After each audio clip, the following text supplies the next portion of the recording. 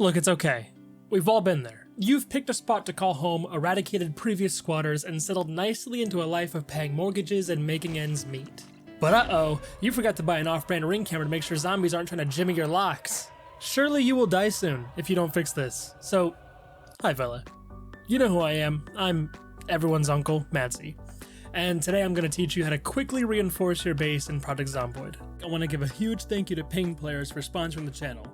Their AI-powered hosting service allows you to set up a server in minutes for games like 7 Days to Die, Palworld, and Project Zomboid. Check the description for my link to learn more, and thank you again to the PingPlayers team. I'm going to assume that you want this information as fast as possible because the Horde is always approaching, and you probably don't have a lot of time.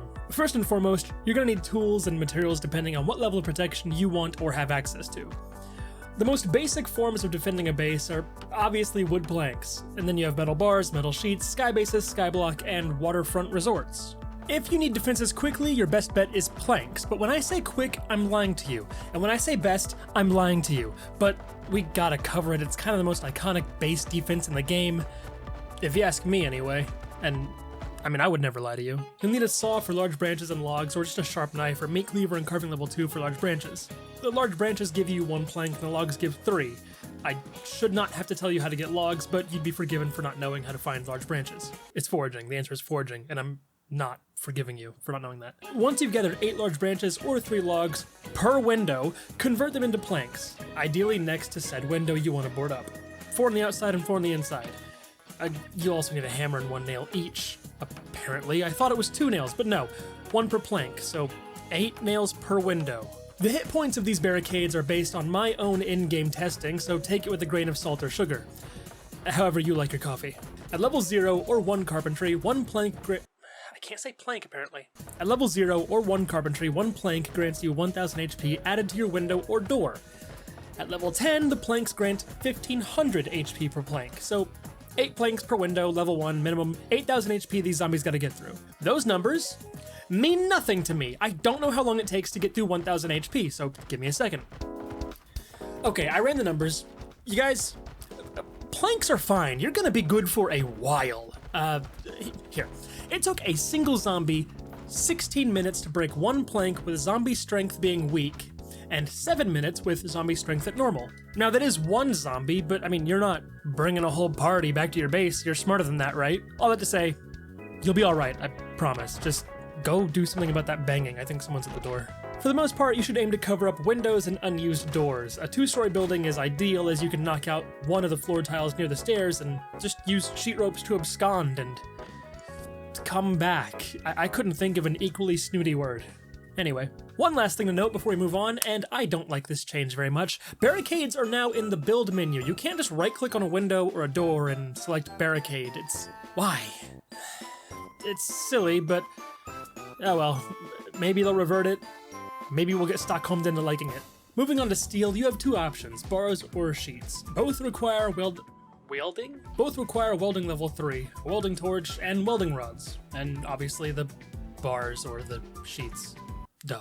Now, the only reason I'm bringing these up is 1, to cover all your options, and 2, you can attack zombies through the metal bars if you have a spear. And I think that's really cool and satisfying to do, actually. So, I'm not going to dwell on these options. Almost everything I've said about planks applies here, it's just different materials. Look in warehouses and construction sites, sheds, etc., etc. And that does it for your conventional barricades, but what about getting weird with it?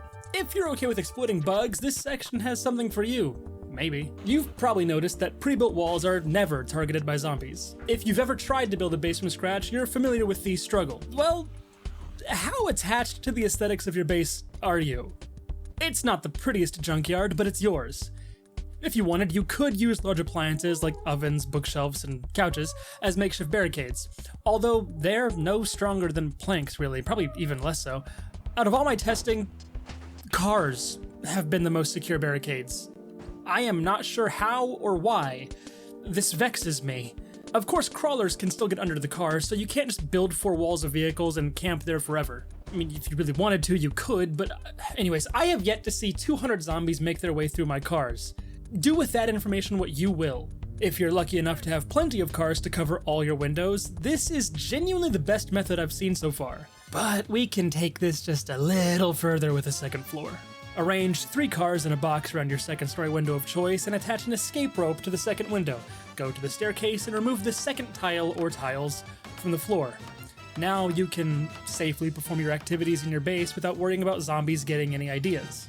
Now, you will be at risk of attracting zombies when you leave. Moving down the rope makes you a visible target, a very visible target, and car doors do make noise, but not a lot of noise. I haven't been able to attract any zombies to the car by slamming the door, yet, and I am out there slamming it, brother, HH. But zombies will lock in if they see you, that is just the way she goes. Previously I had heard of composters being used as impenetrable barricades, but it did not work on my machine. Same thing with the fence and crate combo, but that was like 2 years ago. So whether you're slapping planks in your windows or grinding the side of your car against your house, congratulations, your base is just a little safer, and that didn't take too long to set up, right? And again, a huge thank you to PingPlayers for sponsoring the channel. Make sure to check the link in the description, and, well, see ya.